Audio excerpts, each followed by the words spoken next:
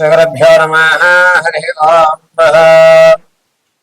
ఈశానా సర్వవిద్యానామీశ్వర సర్వభూతానాం బ్రహ్మాధిపతి బ్రహ్మణోధిపతి బ్రహ్మ శివో మే స్వదా శివోం. పంచాంగ శ్రవణం అనేటువంటిది ఉగాది రోజు మనం జరుపుకుంటూ ఉంటాం. 2026 అనేటువంటిది తెలుగు నామ సంవత్సర ప్రకారంగా చెప్పుకోవాలి అంటే కనుక మార్చి 19వ తారీఖు నుంచి ప్రారంభమవుతుంది. అయితే కొంతమంది తమ యొక్క ఆలోచన విధానాన్ని అంటే న్యూ ఇయర్ నుంచి కొత్త జీవితం ప్రారంభం చేద్దాం, న్యూ ఇయర్ నుంచి ఒక కొత్త గోల్స్ ఏర్పరచుకుందాం, ఈ న్యూ ఇయర్ నుంచి నా జీవితంలో కొన్ని చెడు వ్యసనాలు వదిలేద్దాం, ఈ కొత్త సంవత్సరం అంటే ఆంగ్ల సంవత్సరమైనటువంటి జనవరి 1వ తారీఖు నుంచి కూడా నేను ఇలా మారదాం అనుకుంటున్నాను, నా యొక్క ఆలోచన విధానం కానీ స్థిరాస్తులు కానీ నేను ఈ సంవత్సరం నుంచి ఇంకా అప్పులు చేయడం కానీ అప్పులు ఇవ్వడం కానీ మానేద్దామని కొన్ని నిర్ణయాలు కొంతమంది తీసుకుంటూ ఉంటారు.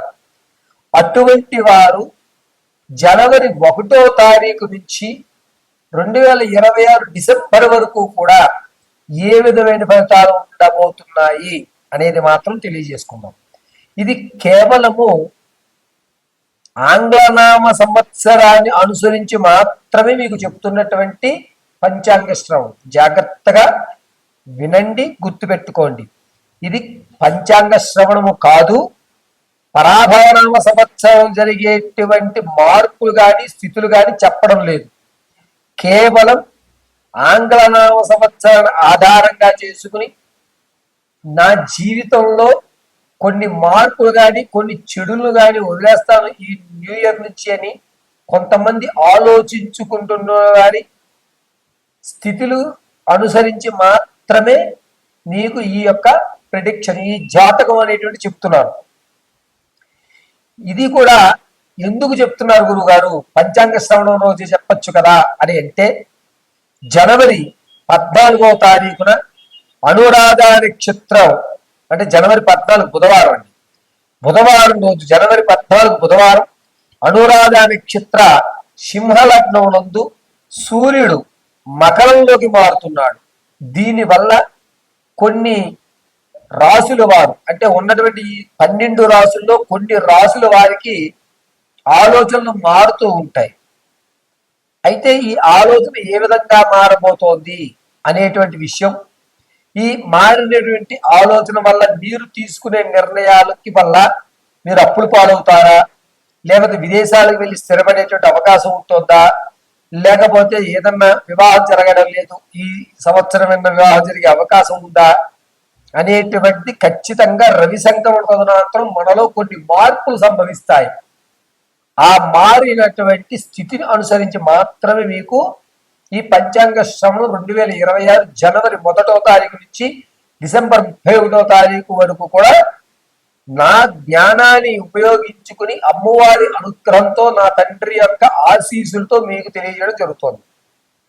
ఇది కేవలం నేను చెప్పేటువంటి ఈ జాతకం కేవలము రవి సంక్రమణ ఆధారంగా మాత్రమే చెప్తున్నాను. అది కూడా గోచార రీత్యా మాత్రమే. ఇది గుర్తుపెట్టుకోండి. మనం మారాలి అంటే రేపటి నుంచి మారుతాను అనేటువంటిది ఎవరు చెప్పరు. 1వ తారీఖు నుంచి మారదాం, రేపు 10వ తారీఖు నుంచి మారదాం, ఇలా ఆ యొక్క డేట్ని కొంచెం మెన్షన్ చేస్తూ ఉంటారు. ఏవయ్యా ఇల్లు ఎప్పుడు కొందాము, నెక్స్ట్ ఇయర్ కూడా ఇస్తానండి, తర్వాత సంవత్సరం జనవరి 10-15 తర్వాత శుభగడియలు వస్తున్నాయి కదా, రవి మారిన వెంటనే ఇల్లు కొనేటువంటి ఆలోచనలో ఉంటాను. ఏయా చెడు వ్యసనాలు ఎప్పుడు మానేస్తున్నావు, రేపు న్యూ ఇయర్ నుంచి మానేస్తామండి, న్యూ ఇయర్ రోజు ఒక్కరోజు అనేటువంటి మాటను అనుసరించి మాత్రమే నీకు ఈ ప్రిడిక్షన్ అనేది చెప్తున్నాను. అయితే 2026 మార్చి 19వ తారీఖు గురువారం నుంచి పరాభవ సంవత్సరం వస్తుంది కాబట్టి దాని ముందులో మీకు పంచాంగ శ్రవణం చేసి గ్రహణాలు ఎక్కువ వస్తున్నాయి, ఎన్ని గ్రహణాలు ఉన్నాయి, ఈ గ్రహణాల్లో ఏ రాసుల వారికి ఇబ్బందులు కలుగుతున్నాయి, రాజు మంత్రి సైన్యాధిపతి శయ్యాధిపతి షష్ఠమాధిపతి ఎవరు ఉన్నారు, వారి యొక్క ఆలోచన విధానాన్ని బట్టి పరాభవ నామ సంవత్సరం ఏ విధమైన మార్పు జరుగుతున్నాయి అనేది మనం రానున్న రోజుల్లో అంటే మార్చి 1వ తారీఖున తెలియజేసుకుందాం. ఇప్పుడు కేవలము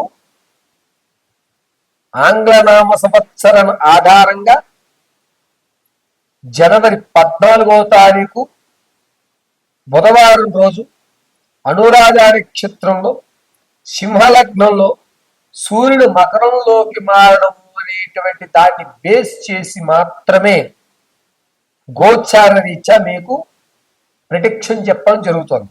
ఇది కేవలం గోచార రీత్యా మాత్రమే. మీ వ్యక్తిగతమైనటువంటి విషయాన్ని తెలుసుకోవడానికి కింద స్క్రోల్ అవుతున్న నెంబర్ సంప్రదించండి. ఇలా సంప్రదించి date of birth, time, place of birth మాకు వాట్సాప్ చేయడం, దాన్ని అనుసరించి మీ పూర్తి జాతకాన్ని వివరించడం జరుగుతుంది.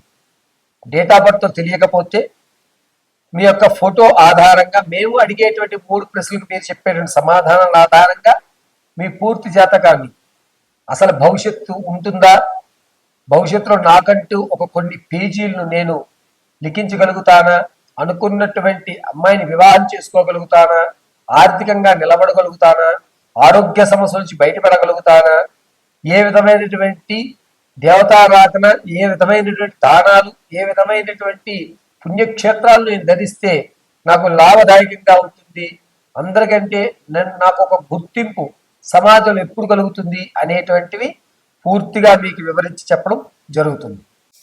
మేషరాశి వారికి న్యూ ఇయర్ నుంచి డిసెంబర్ వరకు కూడా, అంటే జనవరి 1వ తారీఖు నుంచి డిసెంబర్ 31వ తారీఖు వరకు 2026లో ఏ విధమైన ఫలితాలు ఉంటాయి అనేటువంటిది గోచార రీత్యా అందరి కూడా రవి సంక్రమణ జనవరి 14వ జరిగేటువంటి రవి సంక్రమణ మకరంలోకి రావడం వల్ల, అందులోనూ సింహలగ్నంలో అనురాధ నక్షత్రంతో ఉండడం వల్ల వీరికి జనవరి నుంచి మార్చి వరకు కూడా కొన్ని ఇబ్బందులు కలుగుతూ ఉంటాయి.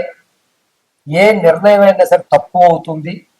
ఏ నిర్ణయం మీరు చేస్తున్నా సరే అది ఖచ్చితమైన నిర్ణయంగా కాకుండా అందులో ఏదో లోటు ఉంది అనేటువంటి బాధాయుక్తంతో మాత్రమే మీరు నిర్ణయాలు తీసుకుంటారు. మార్చి దగ్గర నుంచి ఆగస్టు వరకు కూడా విందు వినోదాల్లో శుభ కార్యక్రమంలో పాల్పంచుకోవడం, స్థిరాస్తి కొనుగోలు చేయడం, తాత ముత్తాతల నుంచి లభించేటువంటి ఆస్తి అనేది దక్కించుకోవడం, ఆనందంగా ఉండడం, ఆర్థికంగా నిలబడడం అనేటువంటి నడుస్తూ ఉంటాయి.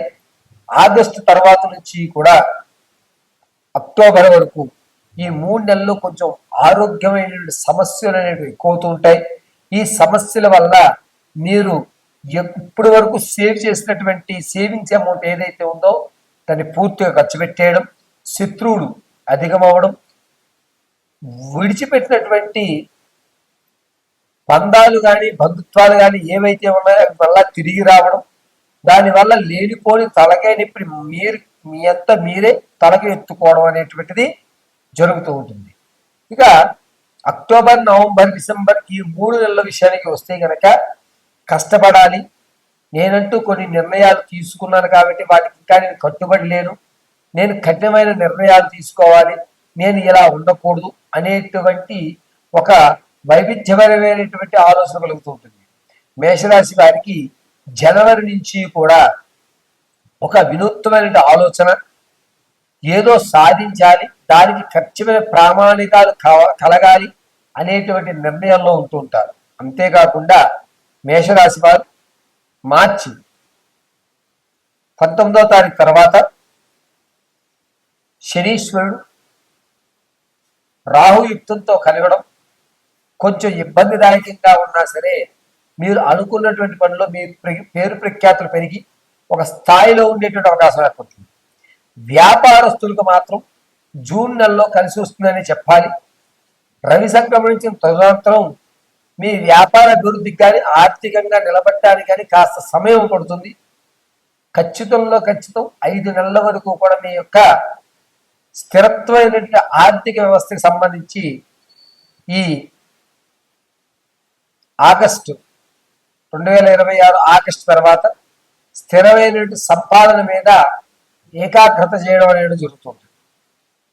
మేషరాశిలో వారు భార్యాభర్తల మధ్య కీచులాట్లు పెరుగుతూ ఉంటాయి. ఆలోచన ధోరణి ద్వంద్వయుక్తంతో అవుతూ ఉంటుంది. విద్యార్థులకు మాత్రం 2026లో కలిసి వచ్చేటువంటి అవకాశం. 2026 జనవరి 3వ తారీఖున మేషరాశి వారు దృఢంగా ఒక 4 విషయాల్ని మాత్రం మీరు అనుకోండి. మొట్టమొదటిది, ఏది ఏమైనా నేను చేపట్టిన పని నేనే చేయగలుగుతాను అని ఒక మాట మీలో మీరు అనుకుంటూ ఉండండి. రెండవది, ఏ పనిలో అయినా సరే ముందు మీరు ఉండండి. అది అపజయమైనా సరే జయమైనా సరే మీకంటూ ఒక ప్రత్యేకత అనేటువంటిది మీరు చేసేటువంటి పనులు నలుగురు గుర్తిస్తారు. కానీ అది ఫెయిల్ అయినా కాడ మీరే ఒక ఇతను ఇలా చేసి ఉంటుంటే, ఇతను ఆ రోజు నా మాట వింటుంటే అంటే మనల్ని ప్రోత్సహించేటువంటి వారు ఎక్కువ అవుతుంటారు. మూడోది, చెడు వ్యసనం వదులుకోవాలి అనేటువంటి ఆలోచన కూడా జనవరి 14 తర్వాత ఆలోచించి ఆచరణలో పెట్టండి. డాక్టర్ గారి సలహాలు తీసుకోవడం, మందు మానేయడానికి ఏదన్నా రెమెడీస్ తీసుకోవడం లాంటివి చేసుకుంటూ ఉండండి. ఆడవారు మాత్రం జనవరి దగ్గర నుంచి మార్చి వరకు చాలా అంటే చాలా జాగ్రత్తగా ఉండాలి. అనూహ్యంగా మొహాన్ మీద దెబ్బలు తగిలేటువంటి అవకాశం, మీరు ఎప్పుడైనా యాక్సిడెంట్ అయిపోయినా ఈ ముఖానికి సంబంధించినటువంటి అనేక ఇబ్బందులు, ఈ దవడన విరిగిపోయి ముఖంలో అందవిహీనత్వం ఏర్పడేటువంటి అవకాశం ఈ సంవత్సరంలో జరుగుతుంది.